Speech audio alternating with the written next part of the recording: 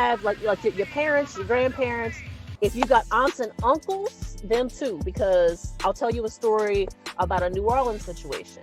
So I love it. And big reason to go ahead and do this now is because a lot of the time, these elders, this is the part me and you talk about a lot. These elders have generational wealth, sis. They got generational wealth. We keep talking about generational wealth, but we forget that it's already here. That baby boomer generation bought property. Do you understand? Yeah. And not all of them. Hey. All right, Kimberly. Hello, Jessica. Hey. So today, we're meeting up because this is a topic that you and I have spoken about multiple times, and it's kind of come to being bigger importance for us personally because you're assisting me with a real estate transaction where this is one of the issues is related to this. But then also, as you shared the news article from Atlanta, right? Mm-hmm. So can you kind of explain what you saw in that news like statement, like letting everybody know what this topic really is about because of that news event that really triggered us to decide to have this conversation? Okay. In a recorded fact. Okay. So in the state of Georgia, specifically, I know at least one specifically was in the city of Atlanta.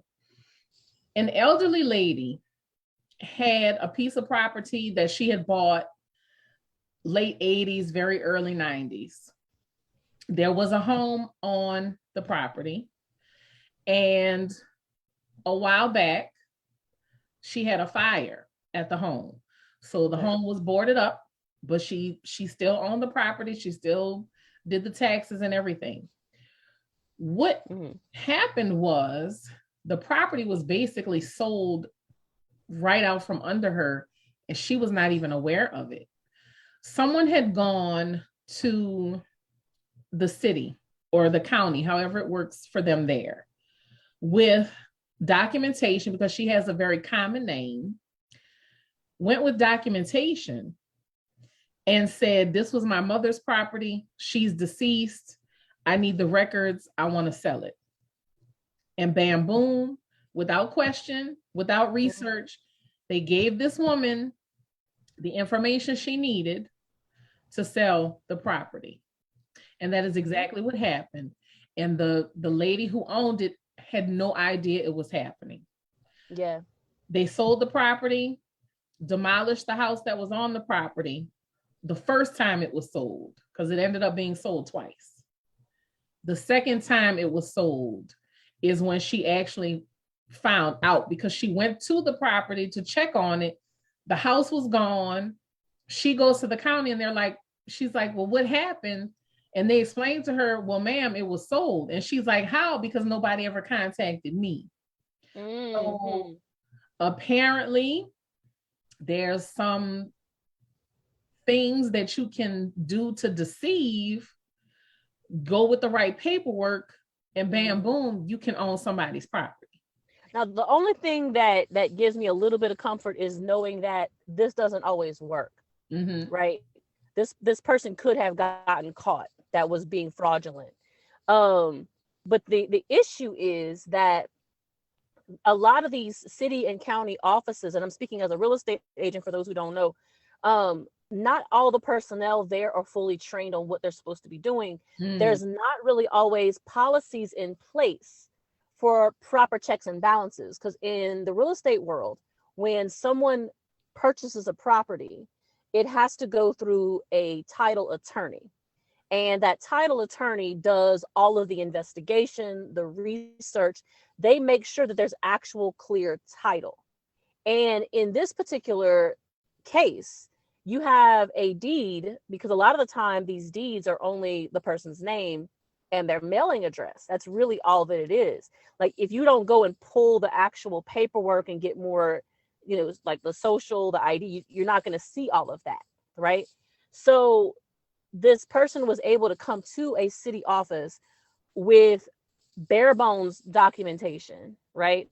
Claiming that, oh, my mom owned this property, and the city or county official did not do their due diligence. And no shade on them, because I don't even think it's really required everywhere that they go through certain checks and balances. And this is one of the things that we really need to advocate for, is putting in certain systems that are protective, especially for older people, because one of the things mentioned by the news station was that these predators are targeting people with paid off mortgages. Yep.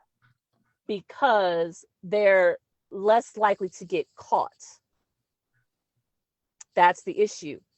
And so something that you and I have been talking about this a lot, is impressing upon people, number one, to pay attention to your ownership, things that you own. But number two, I think what's big importance right now is check on your elders financially. Yep. Check on them, right?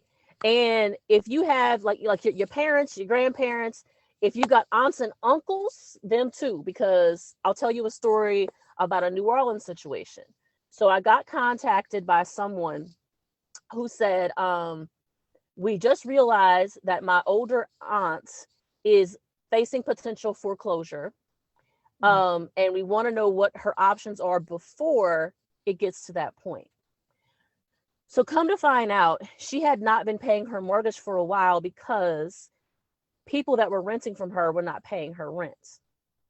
And so she had gotten behind, and she had, she's got a little bit too much ego. It's shame. You carry some shame with it. Like, man, I should be able to handle my responsibilities. I've owned this property for such and such amount of time. And she had like maybe $20,000-$30,000 left on the mortgage. So wasn't that much left. And but by the time that her niece discovered what was going on, because she didn't have any children, it was deep into the issue. And the question was, could we secure a buyer before she went into foreclosure proceedings? Because once you go past that barrier, once that foreclosure starts, it's a whole different animal for trying to save what you've got. So I impress upon people, like, I know it can be uncomfortable to have these conversations, but check on your elders. Make sure that they're not falling behind on their mortgage if they still have one, their tax liens. Make sure nobody's trying to steal their property like what happened in Georgia. Just be really mindful of it. And big reason to go ahead and do this now is because a lot of the time, these elders, this is the part me and you talk about a lot. These elders have generational wealth, sis. They got generational wealth. We keep talking about generational wealth, but we forget that it's already here. That baby boomer generation bought property. Do you understand? Yeah. And not all of them understood how to build it up. But just having that house, that right there is generational wealth. Because this elder in particular, where her niece stepped in, the property, even in bad condition, was worth like $300,000. It was huge. It's this massive property. She owed like $30,000. She was going to take in $270,000. And she could have retired on that. Like, that's your retirement, right? Is your house. And a lot of people undervalue the property that they own or that their family owns. But I'm telling you right now, an outsider, somebody who knows what they're looking at, they're not undervaluing your property. They might tell you, I'm only going to pay you $160, but if I, as your real estate agent, run the numbers and it's worth $250, but if you don't know, you can get taken advantage of.